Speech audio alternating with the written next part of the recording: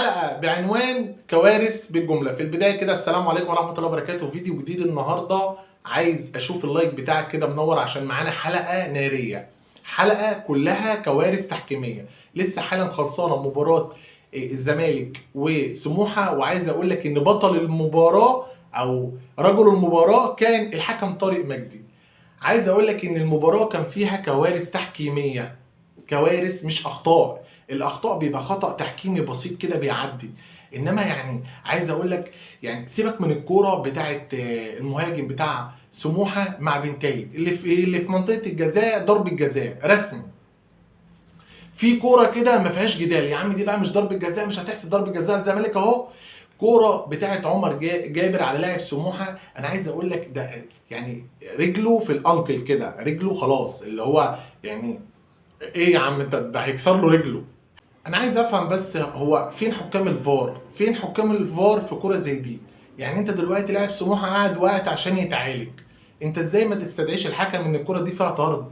ده تهور، ده كارت احمر. ما معكش كارت احمر، هو في ايه؟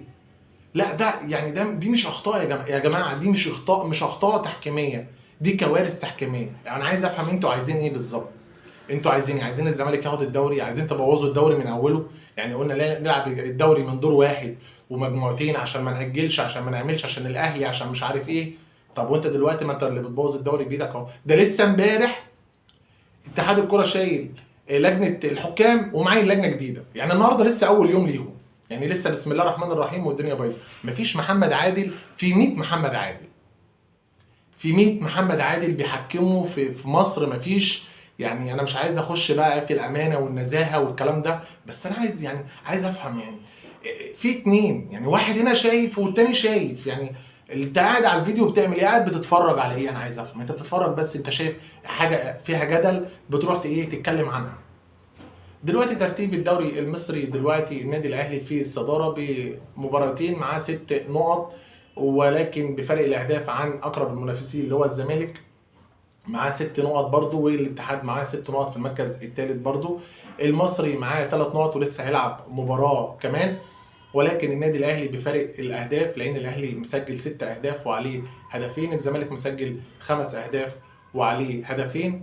الاتحاد السكندري ليه هدفين وما عليهوش حاجه، لان الاتحاد اول مباراه كسب 1-0 وثاني مباراه كسب 1-0.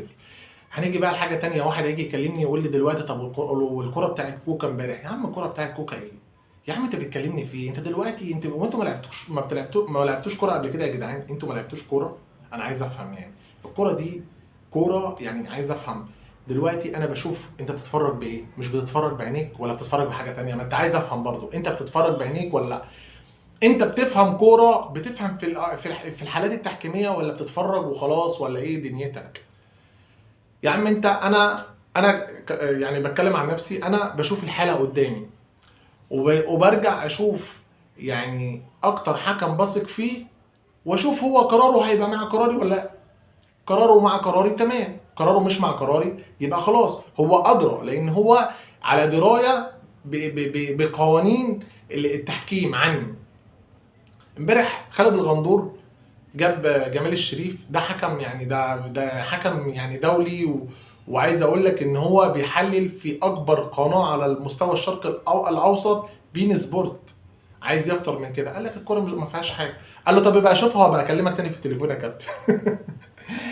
ما تنساش في اخر الفيديو اللايك، عشان ده هو اللي بيخلي الفيديو ينتشر، ونشوفكم ان شاء الله في فيديو جديد، والسلام عليكم ورحمه الله وبركاته.